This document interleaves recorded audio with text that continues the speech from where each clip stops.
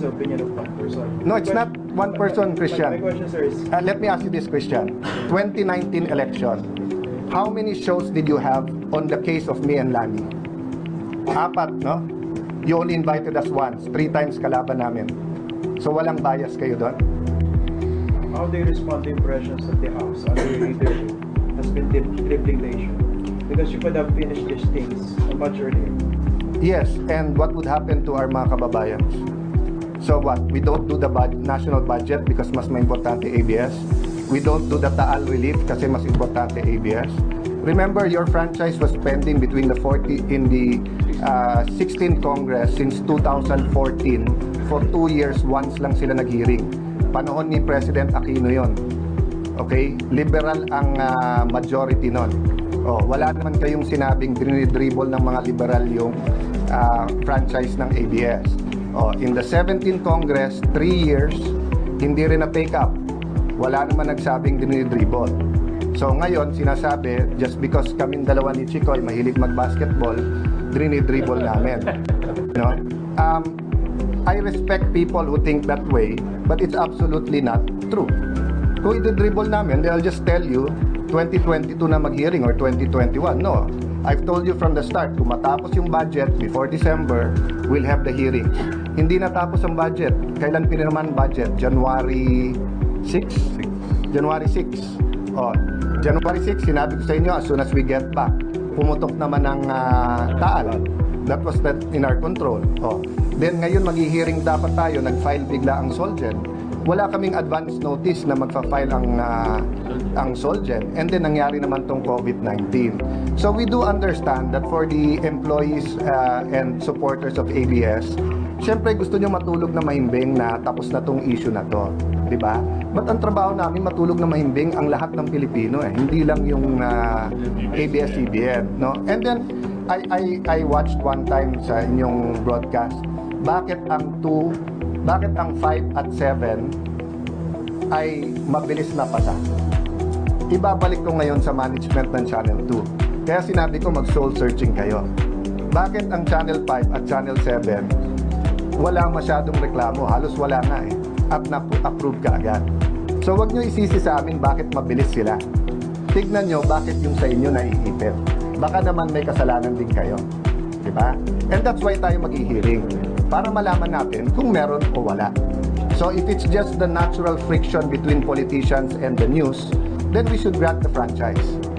But if there are violations of law that threatens our democracy, then the committee or the Congress has to do something about it. Sir, follow up lang. Yes, go ahead. I think the difference is Channel 5 at GMA. President Duterte didn't speak out against them. Yes, why didn't he speak out? Why didn't he speak out against them? Because he didn't think they were biased. But that was the opinion of one person. No, it's not one person, Christian. My question, sir, is... Let me ask you this question. 2019 election, how many shows did you have on the case of me and Lani? 4, no? You only invited us once. 3 times kalaban namin. So walang bias kayo doon? Si Swansing, mag-asawa, congressman from 2 districts, you didn't have a hearing about them. Yung Albano, mag-asawa, you didn't have a hearing against them. So are you saying to me now there was no bias there? Bias in that particular respect. Four shows, ha? 4 shows. Oh, so you don't think that I should ask that to you during the hearings? Para makasagot ka rin at makavent din ako nung angle ko. GMA 7 did not have 4 shows. I don't mind criticism. I get criticized every day. Diba? But I mind bias.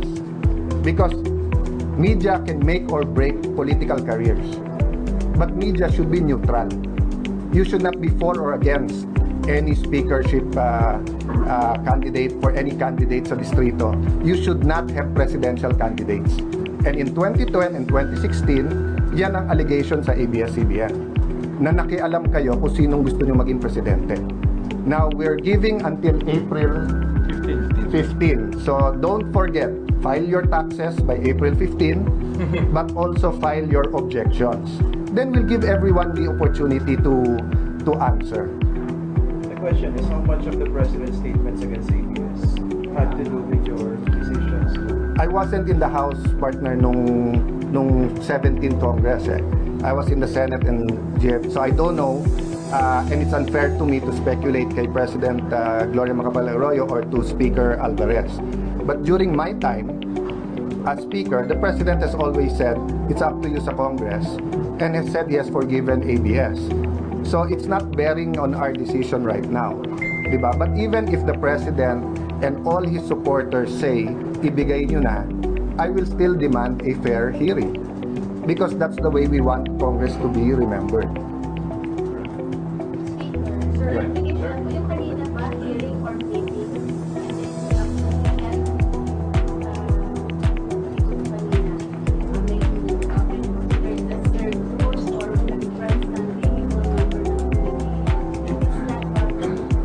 Sa akin personal opinion ko, kung kinumpare mo yung hearing natin sa Senate, nagpila kung gaano kagaling ng abscbn Dito, inayos lang namin kung paano yung rules.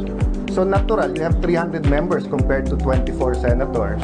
Magkakaroon ng difference of opinion yan. But look, you finished before 3 o'clock. You finished in an hour and a half. Everyone who wanted to speak, spoke.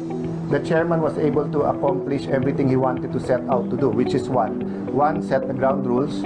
2, make it very clear that the franchise is pending, and 3, ask the NTC to not stop, di ba, ABS from broadcasting. So I think that's success. But it reinforces my belief na dapat na tama na hindi namin minadali ito. Can you imagine the last 3-4 weeks kung ito lang ang ginagawa natin? Kasi the last 3-4 weeks, if we had 1 hearing lang a week, sasabihin naman, bakit 1 hearing lang? Daming gusto magsalita. Kung 2 hearings a week, nakita nyo naman yung attendance di ba? Mas marami pang congressman kaso sa buong Senado kanina sa hearing na yan. And 67 members of Congress, almost fifth of Congress was there. Sorry about my math, no? But I think it was successful, and wala naman perfect. Ang sinabi ko naman sa ayaw ko maging circus, kaya nga may ground rules. Ano yung circus? Grandstand yung anti, mag-grandstand yung pro, hindi magkakaintindihan. Diba? But like what you're doing now, you're asking me pointed questions, and don't get me wrong, Christian and RG, I appreciate it. Ang sinasabi ko lang, nagkakaintindihan tayo at the end of the day. Our emotions go up and down, but may discussion tayo. So that's why I'll say this press con is successful. That's why I say successful yung hearing. Kasi yung objectives niya at yung palinawagan ng members, so I'm hoping pag hearing sa May, and it's up to the chairman now if he wants to set the date or he wants to do it week by week, no? Kasi we want to be sensitive sa public, especially sa Metro Manila. Alam mo, may umubo lang dito. Baka parang on cue. May umubo lang dito, baka may magsabing tigil na natin yung press con. I mean, that's the amount of concern that everyone has with what's going on, diba? So, we're trying to manage that. And we're trying to also focus on other issues. Sir, going back to voting, earlier in 1.65 million pesos fund, so rely on one for voting was passed sa 2011. How soon will it pass? Is it on 1 day? Well, I talked to the chairman of the committee on appropriations, Chairman Eric Yap. So he